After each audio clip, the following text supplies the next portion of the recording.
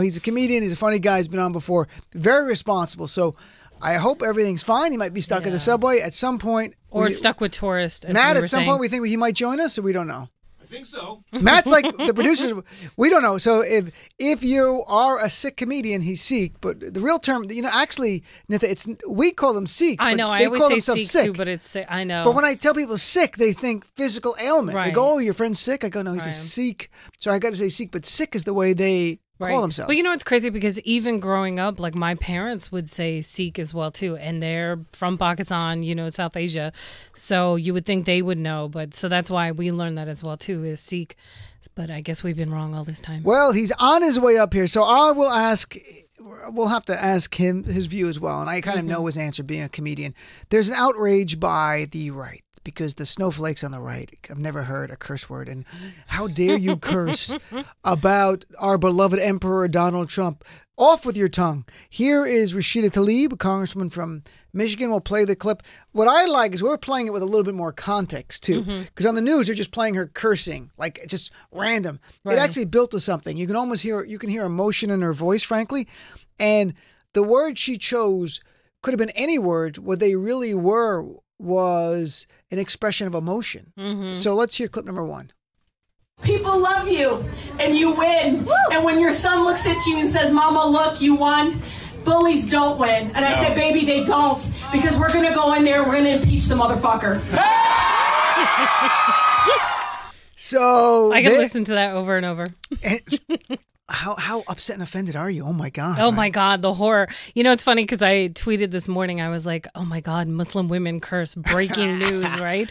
Like never unheard of before. Yeah, and actually, we can curse on here for that. And actually, motherfucker is one of my favorite ones. Is that true? Yeah, it is. I do tend to curse like a sailor, I will admit here. And it's really funny. So I think I tweeted this earlier too. There's this story when I first learned the F word. I was 5 years old, and it was a neighbor who literally taught me how to pronounce the word. Like, she wrote it out phonetically in chalk on the sidewalk. And I went back home to my mother and I was like, "What does fuck mean?" And my mother just started yelling, "What did you say?" And that was the end of that. Wait, Nida, look who's here. Look who's here on Brown time. Manvir Singh. Who? Manvir, do you have any kind of... Are you going to just do the brown card, or is there a reason you were late? Is there any? Were you cursing somebody out? Times Square traffic. That's what I'm going to do it on. I forgot walking traffic, taking that into account. Because there's still a lot of tourists in New York. We were just complaining about that. So put on your headphones. We were talking about Rashida Tlaib, the congresswoman who cursed. Did you hear it today? I did. We'll play it one more time for our friend Manvir, and then I want to see how offended you get from this. Sure. People love you and you win. Woo! And when your son looks at you and says, "Mama, look, you won," bullies don't win. And I said, "Baby, they don't, because we're going to go in there, we're going to impeach the motherfucker." Which that's actually the name of Manvir's next album. That's what it's called. So, Manvir, here's the worst part of it. I'll play Trump's reaction in a second. What's your reaction before I play any clips? So here's my thing. I think I completely support her position, but I don't appreciate the cursing, because I think that gives the GOP a sticky point to focus on. That gives them a point to focus on versus what she's actually trying to say. And I don't want to give her that sticky point. That's interesting. Interesting point. So I wasn't expecting that reaction. Here is Donald Trump today responding, and he won the award for the most hypocritical statement in the entire year by this comment today. Here's clip number 3. Your comment about the freshman congressperson's comments specifically about... Well, I thought her comments were disgraceful. This is a person that I don't know. I assume she's new. I think she dishonored herself, and I think she dishonored her family. Using language like that in front of her son and whoever else was there, I thought that was a great dishonor to her and to her family. I thought it was highly disrespectful to the United States of America. Disrespectful to the United States of America because you used a curse word about Trump. Disrespectful to the entire country. The height of hypocrisy. This is somebody who said, grab them by the pee, who said, to NFL players, sons of bitches. I mean, you could go down the list. Call Stormy Daniels dogface, call Anna Navarro flunky, call Maxine Waters low IQ. And this is while he is president of the United States. And the same thing goes for all of these GOP leaders and all the clutch my pearls folks who were so outraged by this. I mean, granted, if I was a congresswoman, I probably wouldn't have said that in, even though she thought it was a somewhat private event, but there's nothing that's really private these days. So I probably wouldn't have used that phrase. But at the end of the day, the right always loves to tout free speech, and she's allowed to say what she wants to. And, all of these hypocritical folks who are coming out, saying stuff, who don't say a word when Donald Trump says God knows what from the podium, from wherever, tweets whatever to people around the world. Where are they then? It's just deafening silence. I think that's the worst part. And I think it's those comments, right? And I was even reading the comments on that video earlier today, and comments like, "What else would you expect from a moronic Muslim woman?" and all this stuff. And it's like, well, honestly, there's only so many rational discussions you can have at that point. See, and I think that's a good point too. I think a lot of people had an issue with it because she is a Muslim woman speaking her mind. Because, as long as you're the quote unquote oppressed minority, then it's okay. But as soon as you're an emboldened, empowered, strong Muslim person, then there's an issue where even, a minority or an immigrant, you could swap those out. Then a lot of people have an issue. So because she knows who she is, she didn't back down. She actually doubled down on the statement. So did her office. So because she stands up for what she believes in and isn't falling and isn't caving, this is why people also have an issue. It's just locker room talk, right? Right. And it's right. actually better than locker room talk, because his locker room talk was bragging about sexually assaulting women. Mm-hmm. Hers was trying to get that sexual assaulter out of office through legal means called impeachment. Right. Mm-hmm. So it was much better.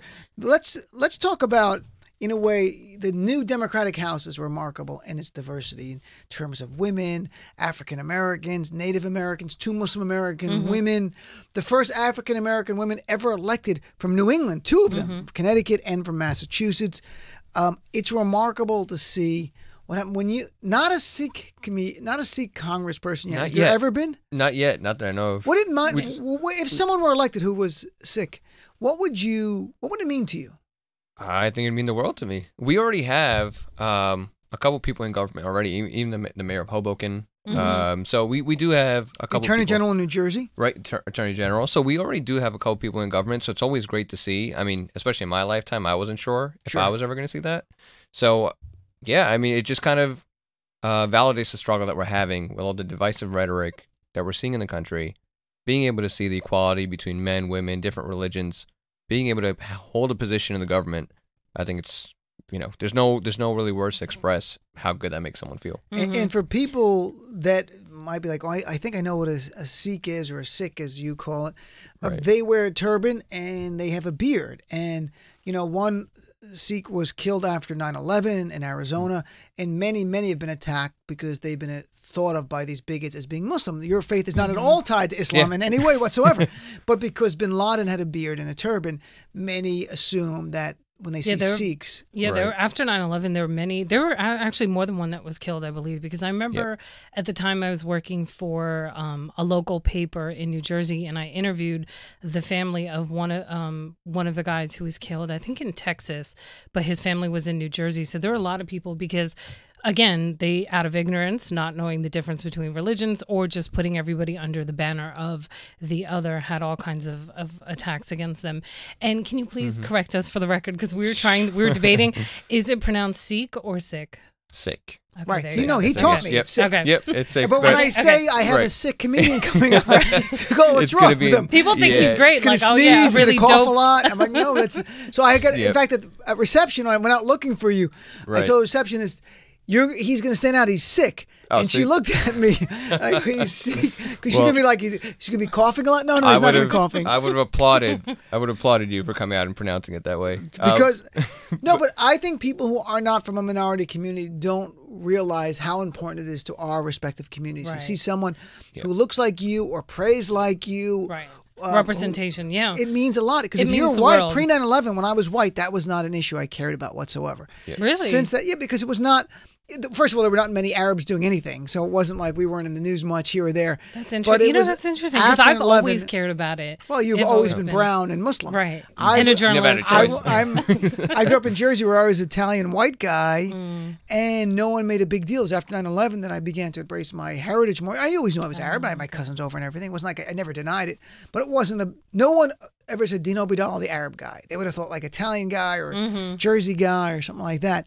Yeah. So when I really embrace my minority, Well, to your point, Dean, I think, and this is on such a small scale. This isn't, someone holding a power in government, but, and I don't want this to come off as cocky, but, me being a stand-up comedian as a Sikh person, doing the shows with you, I've gotten so many emails from Indian kids from India thinking I'm some big star in America and New York performing on these comedy stages. And they said, wow, we didn't know there were Sikh comedians out there. How do we do that? How can you help us do this? And so for me to be on that other side and seeing people actually respect what I'm doing, it just, I can already see it means the world to them as well. It does. It's so important in whatever industry you're in. And same thing with me, like with journalism too. I remember there's people in Pakistan who've tweeted me and they're like, oh, a Muslim Pakistani woman who's a journalist. And I'm like, hey, we exist. Yeah. But it's nice. And it's great for even whoever growing up here, growing up wherever, to see that certain things are possible, that, hey, I can do that as well. And for something like Congress, they are representatives of the people, and this country is so diverse. So the fact that we did not have enough diversity, and we still don't. Like, this is a great step in the right direction, but we still have a long way to go. And even with the numbers of women, I think it's still close to about 25% female. So we still have, we should be at least a double that. You should be the majority, technically. You are the majority of this country. Technically, we are. It's the emails I usually get are go back to your country. Those are the angry ones, but I usually get those, and I'm like, I'm from Jersey. Let me know. I was about to say, how do you respond to those? That's my country. I get those all the time too. Oh, yeah. And you're right, because when people see others who are like them excel in any field that no one has done before, you're blazing a new trail, but you're also inspiring others to take a chance to do it. Yeah. And by the way, if you're in the New York area, January 20th, you can see Manvir in the Big Brown Comedy Show that I produce, and Manvir's in it, and my friend Maysoon Zayed, and Rami Youssef is going to have a new Hulu TV series coming out in March or April of this year, and a whole bunch of great comedians. Okay, I would like to come. I'm putting January 20th, comic show. I'll put you on the guest list. Sounds good. So let's take a break. When we come back, we're going to play a new game. I didn't even tell Lauren and Matt about the new game. I forgot. Sorry, guys. You're the last to know. It's called Name That Amendment. And I'm going to read from an amendment from the Constitution. And you try to guess which amendment it's from. We needed a warning for this. Yeah. There's no, sorry, no. Are you going to study the amendment? No, I don't want you to study the amendments. I want you to come in here. And I still and got here everyone's early. going to learn more about the amendments. This is a Friday night. And I do my own thing. I didn't even tell my team. I'm just come up here. I forgot to tell you. Sorry, Lauren and Matt. And you guys are both part of this game. You have to, there's props for you. No, there's not. All right, be right back with our 27.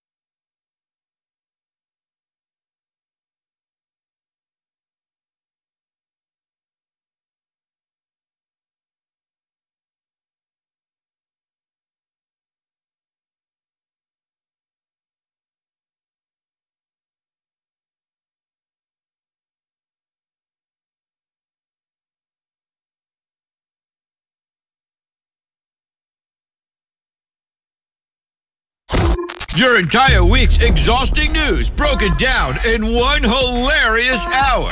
What Just Happened is now live with Dean Obeidallah.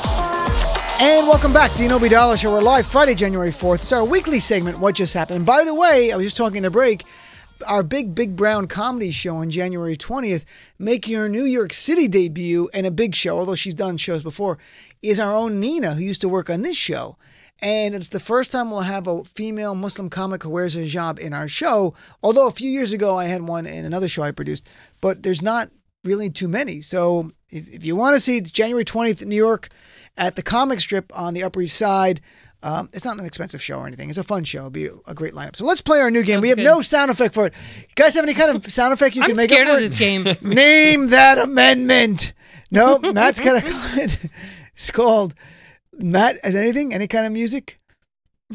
Okay, so we were not. Tell them to go themselves. All right. That's the official announcement. Okay. I'm going to read you an amendment. To you, Dean, I'm not we had no warning. I'm not going to even give you 3 or 4 amendments to choose from. Oh, God. You just pick a number. There's not that many. All right, here we go. No soldier shall in the time of peace be quartered in any house without the consent of the owner, nor in time of war, but in a manner to be prescribed by law. So no soldier shall in time of peace be quartered in any house without the consent of the owner, nor in time of war, but in a manner to be prescribed by law. What amendment? You guys pick. I'm not even going to help you. Is it possible it's not even an amendment? No, it's an amendment. Okay. I'm not doing that to you guys. Do we get to make a phone call? It's a learning exercise, so everybody learns the amendments together. Ask a friend, make a phone call. I don't even think that's going to help. I know. At this point. Let's go with 6. Okay. I don't know. Just pick a number. I don't know, Dean. Pick a number. It's not hard. Come on. Oh my God! There's no way you know this. This is. I know. I don't know it. Well, you're trying to mind read to get the number from my head. Just say it. What is Look it? Look at this way. The language would help you a little. The language is so stilted. That means it's going to be an older amendment, meaning likely in the first 10, the Bill of Rights. Yes, that's what I'm thinking. So you're going to do. So if you narrow it down logically, it's between 1 and 10. It's probably pretty 9. Good. We'll just. Okay, it was 3. Whatever. But in any event here. How did you not know that? How do you? How do you get a country? This is really a citizenship test for both of you. You're going to lose your citizenship. We've totally failed. Right, here's another one. This one's it's challenging, but it's written in more plain English. Oh, boy. The 18th article of amendment to the Constitution of the United States is hereby repealed. So which amendment, in layman's term, repealed the 18th Amendment? The 18th article of amendment to the Constitution of the United States is hereby repealed. The 18th Amendment, I would ask you, do you have any idea what was repealed? Wait. Prohibition. That's right. The 18th Amendment was prohibition. All right. This amendment repealed it, meaning it's going to be after 18. Right. Yeah. It might help. I don't know if it was immediately after, or was it? 19th, there you go. Let's go with 23. Oh my God, he got it right. Did you? 22. Sorry. Oh my Sorry. 23. Oh, I was about to say 22. Gold star for you. 1933 it was repealed. All 18th right. Amendment. Okay. I don't like this game. Here's the last one. I love this game. Because you're an attorney. No. I like this game because we're all learning. So I even learned more. I didn't know what amendment repealed the prohibition. I knew the 18th Amendment. I knew the 18th Amendment was pro the United States, who are 18 years of age or older, to vote shall not be denied or abridged by the United States or by any state on account of age. So in layman's term, what amendment said that you have the right to vote at 18 and no state or federal government can raise that above 18? I don't know. I'm not even going to guess. That's not fun. You have to guess a number. I don't like this game. I forfeit. What year do you think? Okay, what about this? What sense of year, time period do you think this was passed? Oh, God. That's even not going to help That's answer. even worse. I know. That's not going to help That sounds like answer the something we question. should know, but we don't. At least the amendments, we have I'm no like, idea. I'm too tired right now. I'm like, it's All right, Friday Lauren, night. Matt, anyone we guess? Lauren and Matt. need, yeah. How is anybody even in this country? We should have a test, an ongoing citizenship test. Here's the only test. This is actually really sad. The I'm not gonna lie. amendment. No, it's not that I didn't know. I knew there was an amendment to this. I had no idea what year nor what number. It was a 26th Amendment in 1971. What's more interesting to me is not about this amendment. What led to it was that during World War II, FDR, we're in World War II, we're massive war going on. he changed the draft age from 21 to 18. To 18, So right. this rallying call was old enough to vote. Old enough to fight, old enough to vote. So old enough to fight, old enough to vote was the rallying call for this for years. That though, I from know, 19 but I don't know which. So that's what I'm just saying. Like this is more a chance to talk about an issue without making it so pedantic. Right. But 1945 and finally 1965. In 1970, they actually amend the Voting Rights Act of 1965 to make it a federal law saying you can't abridge someone's right to vote if they're below, if they're 18 or above. The problem is the federal government can't control state elections. So they said that law only applied to the federal government. So you needed a constitutional amendment. And that's how you got from 1945 all the way to 1971 to finally amend the Constitution. And it actually tells us a little bit about our own states, because every time we have an election, we hear each election's like 50 different elections. It's true for state elections, they control it. Federally, the federal government can control their own elections. That's what the Voting Rights Act did. But for states, they had laws that still said you had to be 21 and you were screwed over. So you can vote for president, but you couldn't vote for governor. It was really weird. This was going on around the country. There you go. And I hope ladies you and find it gentlemen, interesting. that is your civics lesson for the evening from Dean. Later we'll play the game Guess Who Said It, which brings me joy, but that's just fun. All right, let's talk about Stupidest Man of the Year award. Beyond Trump is Tucker Carlson. Tucker Carlson on his show this week. We didn't have time to cover it. We only had a 3-day week here. Tucker Carlson has a theory for what is destroying America. And what it is women getting paid more than men. Right, which is breaking news. Because, so I want to, let me play the clip. This is a little bit of Tucker's stupidity. It's a warning. You will get dumber by listening to it. Think about it. You're learning. This is unreal. I'm not kidding. I don't know how any spot. Study after study has shown that when men make less than women, women generally don't want to marry them. Now, maybe they should want to marry them, but they don't. Over big populations, this causes a drop in marriage, a spike in out-of-wedlock births, and all the familiar disasters that inevitably follow. More drug and alcohol abuse, higher incarceration rates, fewer families formed in the next generation. This is not speculation. It's not propaganda from the evangelicals. It's social science. We know it's true. That was the most clever way to argue for women to be paid less than men than I've ever heard in my life. Which we still are. We're still only paid 80 cents. I think it's up to 80 cents to the dollar for men. And that's on average. If you go to women of color, it's even less. And especially even in major cities like New York City, the disparity is massive. If you look at like Latina women compared to white men, it's horrific, the pay gap. That clip I played, and I want people... When you heard that clip, here were the words that were on the screen in his chyron. Men in decline. I'm not kidding. That was across the screen. Wow. Yep. He literally was saying He's used that more than once. Are in decline in America because women, not even because of brown people coming here or Muslims, women. We've taken over. Gender is causing the demise of America, including more drug use, higher incarceration. This is insanity on national television. It is insanity. Brownie points for the creativity he's put into this. Misogyny at a whole different level. Because at first you're like, what? Social science? You're just a misogynistic asshole. That's what Tucker Carlson, I call him Tucker Klansman because he's a racist too. This was Tucker Klansman. What do you think? That's a good one. Manvir, do you think overly ambitious women is the reason America's on the decline? I can't even believe that this is a topic of discussion, to be honest. Not on this show. You mean on national TV, on Fox News earlier this week. Can you believe this? 2019, a man on TV saying women getting paid more than men is destroying our society. That's what he's saying. My thing isn't always the person that's saying it that I'm horrified by. It's horrified by the people that are still supporting people like that, where there's no penalties for saying things like that, especially on national news. And in general, I am like the laziest guy out there. Okay, what? I am okay. I never went to med school. I'm not in law. I'm a comedian, right? So that says something. And with all we that, pay you more than we pay Nitha to be on the show. Because we don't know. want to destroy American society. No, it's not science. because it's social science. I'm against that. But as Tucker Carlson warned us, there'll be more incarceration and drug use on this show if I paid you the same. I don't want to go to jail, so I appreciate that. Right. But no one gets paid. At the end of the day, if a woman wants to bring in a paycheck to the house and it's more than what I'm bringing in, you are more than welcome to do so. I am more than happy to help contribute to the family. I will say about Tucker Carlson's an asshole.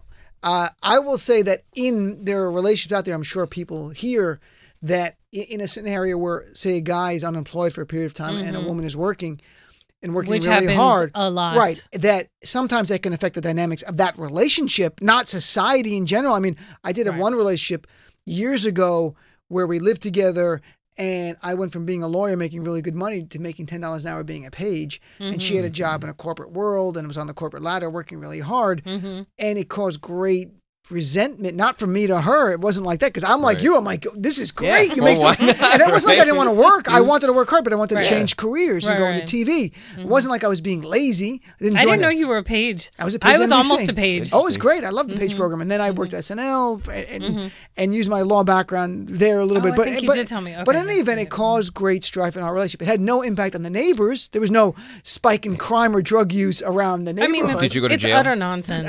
Not I can think of. It's utter nonsense and BS. Okay, so pay parity is actually not projected to happen until 2059 or something. So we're a ways from that. And this is your typical what we see over and over of projection, where they always talk about, victimhood and grievance, but yet that is all they seem to perpetuate on the right, and especially from places like Fox News. We always talk about that every time I'm here. And Tucker Carlson is a perfect example of that. And I go back to, a lot of people brought up this point when all the Charlottesville stuff was happening, that imagine if these folks actually suffered from what they believe they're suffering from, what would happen then? Because this is not even reality, and you see how they're in uproar and men are being oppressed, and especially white men are somehow being oppressed, when we all know that the opposite is in fact true. And it's just absolutely outrageous and disgusting to continually demonize women, whoever it is, whoever they pick for that moment and that time, and then to just, portray them as just the people who are causing all this havoc in society. And it's just disgusting, and I'm sick of it. When people say things like that, well, like Tucker, Dean, would you, if Tucker was willing to come on this show, would you interview him, or would you have him on the show to ask him? I think I would have to be restrained if Tucker Carlson came on the show. Like, there'd have to be nothing I could throw. He's horrible. I mean, he's a white nationalist, white supremacist. He said, and I know people like Rick Unger, comes on the show, he's a friend of mine, knows Tucker. And I've heard other people who know Tucker who say, that's an act he's doing. That's not a defense. If you're spewing white nationalism and white supremacy, or in this case, the idea that if women are getting paid more than men, somehow it destroys our society, and he's actually attacking equal pay. Ultimately, that's really the argument against equal pay for women. At its essence, I don't care. That's an act. That's dangerous what he's doing. He's further worse. And you just touched on something earlier about the perception of conservative men. There's polls we talked about on the show last year when it came out of white Republican men who think they have it worse than women. Right. They think it's got to be white conservative men, not white liberal men, not white moderate men. Right. White conservative men think in today's society, they have it the hardest of anyone, more than women. This is remarkable. There's victimhood, and that's Trump capitalized on victimhood. Because he's the ultimate victim. Yes, absolutely. Is anybody looking out for these guys? Is there a therapist that can kind of help them out? I mean, there is Fox News. Tucker Carlson is the leader. All right, let's take a break. When we come back, we want to talk about Netflix pulling an episode of Hassan Minhaj, who used to be on The Daily Show. He has a show on Netflix where he made fun of Saudi Arabia and Mohammed bin Salman, MBS, the prince. And Saudi Arabia complained, and Netflix pulled the episode. And we'll play some clips from it. It's off the charts. I wrote about it for the Daily Beast yesterday. I could not believe what's going on. I'm supposed to be on CNN tomorrow to talk about it, and even Joy Reid Show Sunday. We'll see if breaking news doesn't bump me. But let's take a break and come back and talk about that more right here on the Dino Bidala Show. Progressive values are the best of American values, and we need to keep fighting for them to save our country. Don't go anywhere. This is the Dino Bidala Show on Sirius XM Progress 127.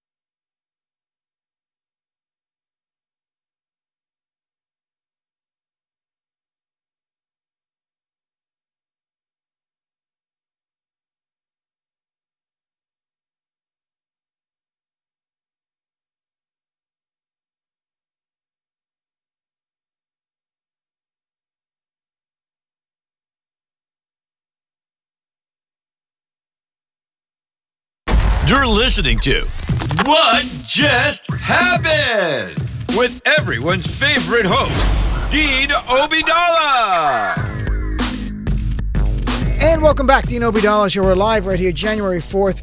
Joined in studio by Nida Khan and Manvir Singh, funny comedian. You can see him January 20th at the Big Brown Comedy Hour here in New York City. All right, we actually have someone calling in who's saying that as a man, he has statistics to show that it's actually harder for men. So this will be interesting. Peter from Colorado. How are you, Peter? Hey, Dean. What's going on, my friend? So you have statistics that show that. Explain to us in detail what do you mean? It's harder for men than women, and how do you have statistics for this? Okay, so what you were saying is that white conservative males are starting to feel that in the poll, life is getting harder for them. Yes, right. And it's actually it's not just a feeling; it's actually true. Tell us how. Okay, in the law school in my home state, there's only 30% Native. The people, I don't want to say what state it's from, but the natives from that state.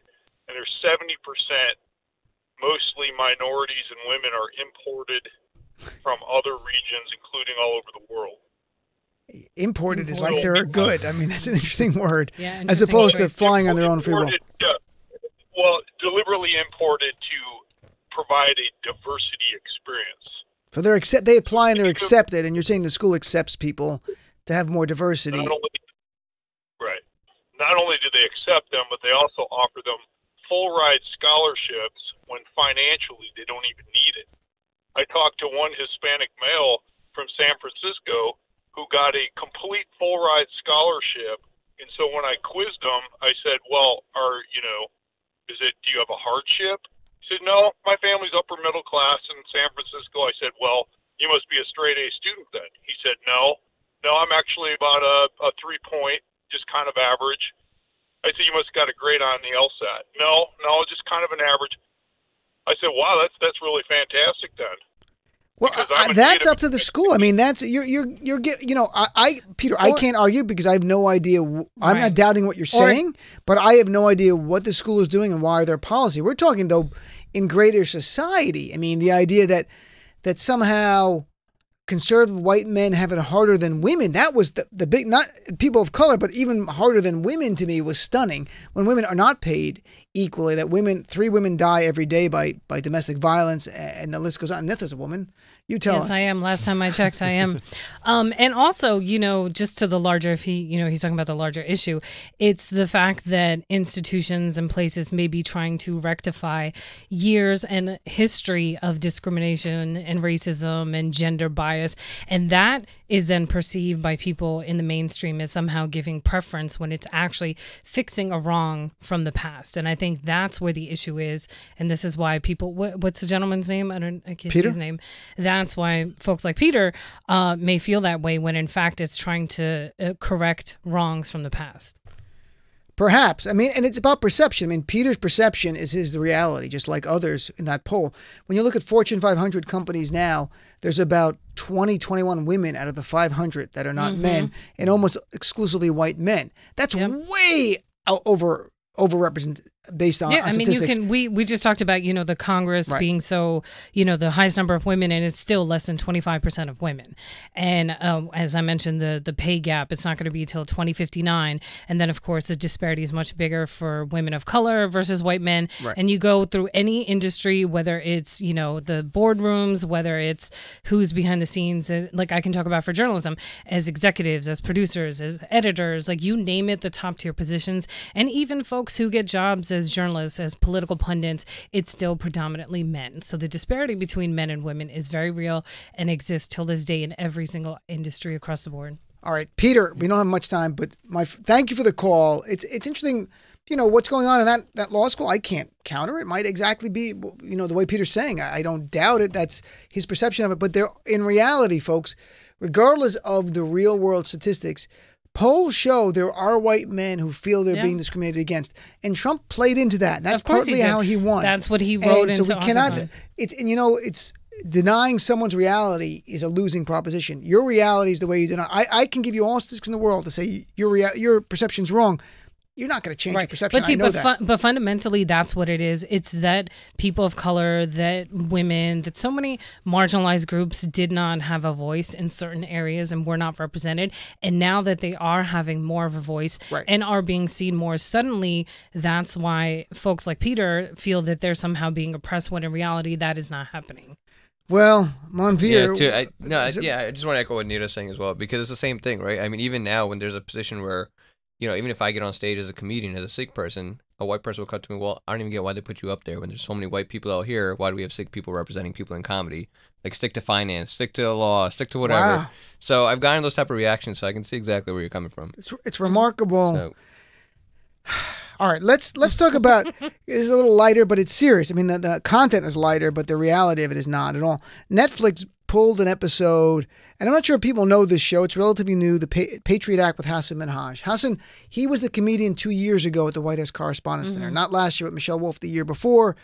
Universally got really good reviews, actually, from that, and used to be a Daily Show correspondent. Young brown guy, he's Muslim, he's like 33 years old. I know him a little bit. We're not buddies, but I know him a little. He's funny. We performed with him. He did one brown show a few years ago before he blew up and got really famous. And he almost did a couple of others, and things had to cancel. We would have had him in other shows. He got too famous for us. Here is a quick clip, one of the clips from it, and and then I'll tell you a little bit more about it. Let's hear clip number 6 first. Just a few months ago, Crown Prince Mohammed bin Salman, aka MBS, was hailed as the reformer the Arab world needed. But the revelations about Khashoggi's killing have shattered that image, and it blows my mind that it took the killing of a Washington Post journalist for everyone to go, oh, I guess he's really not a reformer. Meanwhile, every Muslim person you know was like, yeah, no shit. He's the Crown Prince of Saudi Arabia. So now would be a good time to reassess our relationship with Saudi Arabia. And I mean that as a Muslim and as an American.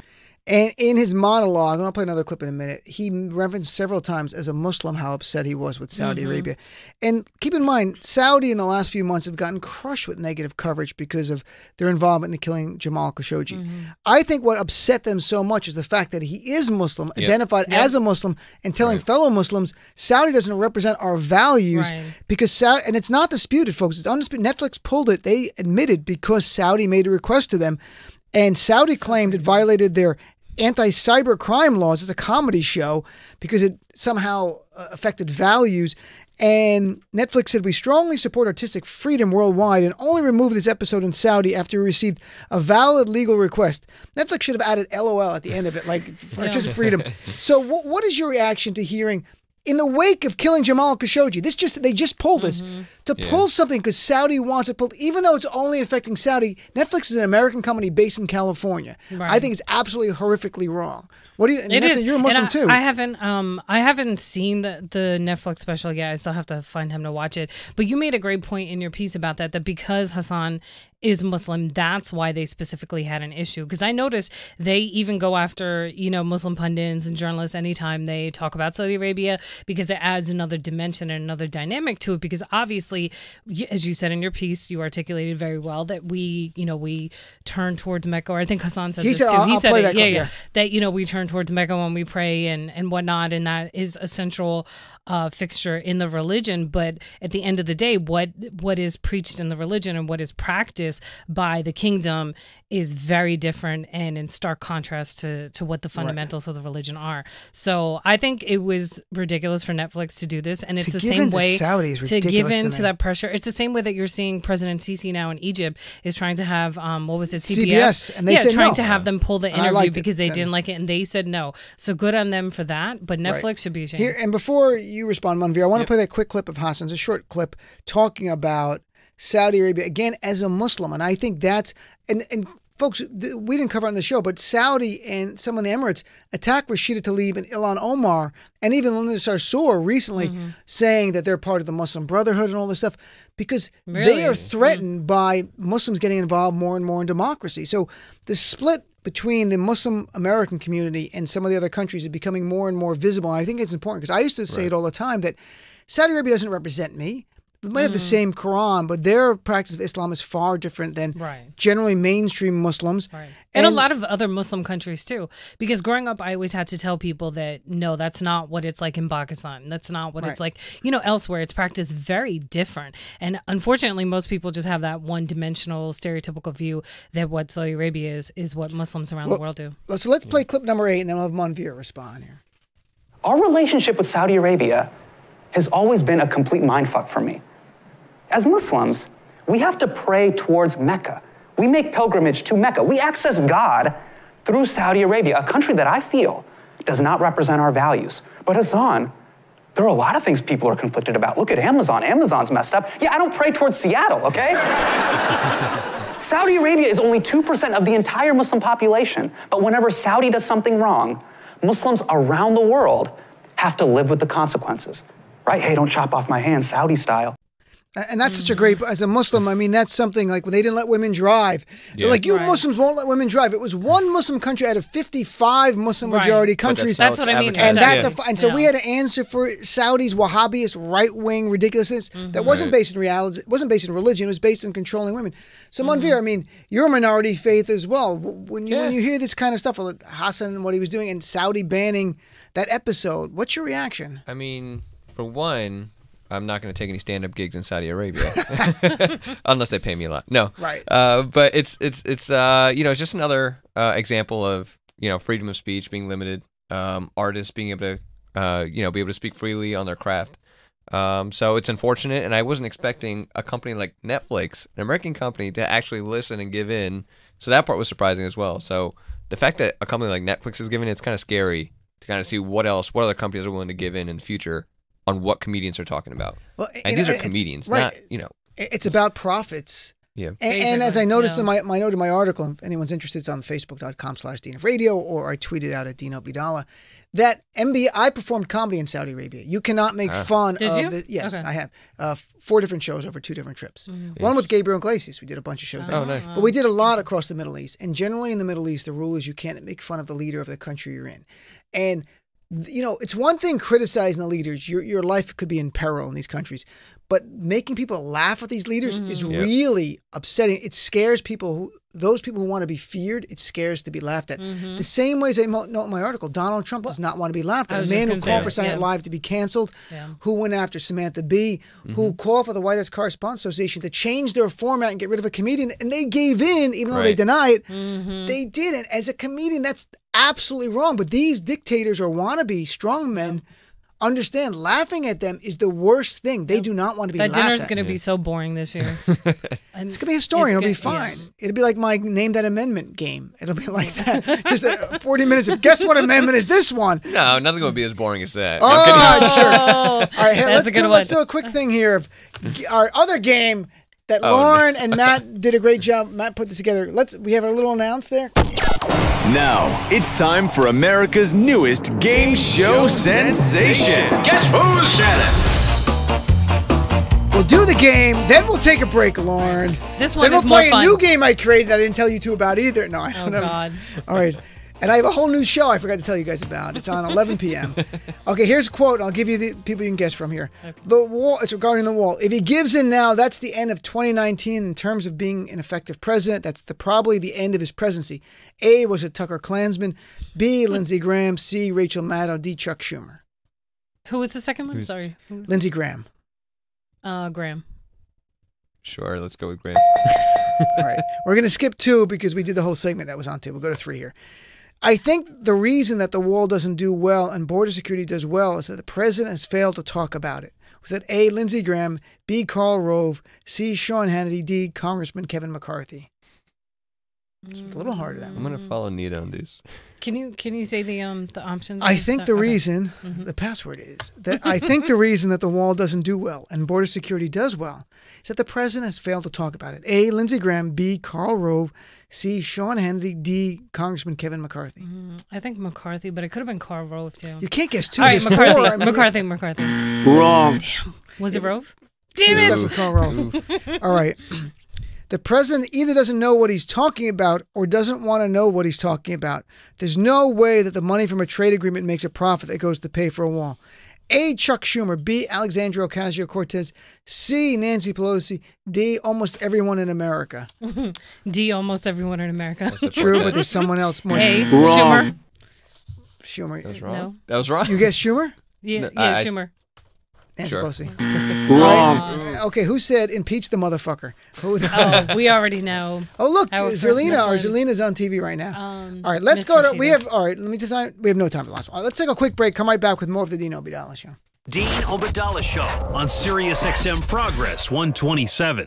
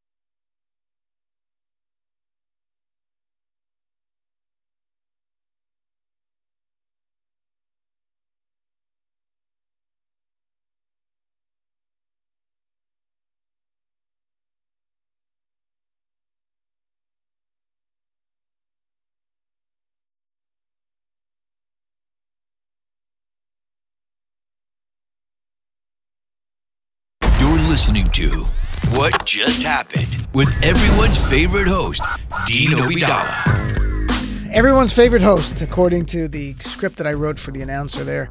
So we're here to what just happened Friday, January 4th, in studio here with Nitha Khan and Manvir Singh. So Nitha was sharing with us. She had tweeted. Tell us what you tweeted, and then who responded? So I tweeted earlier when Trump was doing his whatever that was press conference, when he actually said about Rashida's comment saying that she dishonored herself, blah blah blah, and I was like, says the man who said grab him by the pee, and then John Cusack, the actor, John Cusack, folks, celebrity, who's cool as hell, and extremely active and progressive and liberal. So he tweeted me back and said, one would laugh if there was any irony left. Impeach the motherfucker is the polite phrasing, and then he put a smiley face. So That's amazing. Just That's amazing. not to brag, a little humble brag there. No, not at all. I mean, I just think I would it's, brag. You're so funny. No, I just think it's really dope that people on that level are engaged and involved in politics. Hey, I'm bragging that I know Nida that knows John Cusack. So my friends, we only have a minute left. Where can if people want to find out more about you, see your writing? Where do they go? Yes. So I usually do tweet out stuff that I do, and my Twitter handle is NidaKhanNY. It's NIDAKHANNY with my Twitter picture from a decade ago that I need to update. And Manvir? If my Twitter picture was from a decade ago, it'd be pre-beard, so people would now be able to Wow. recognize. Who's this? My Twitter is Manvir1525.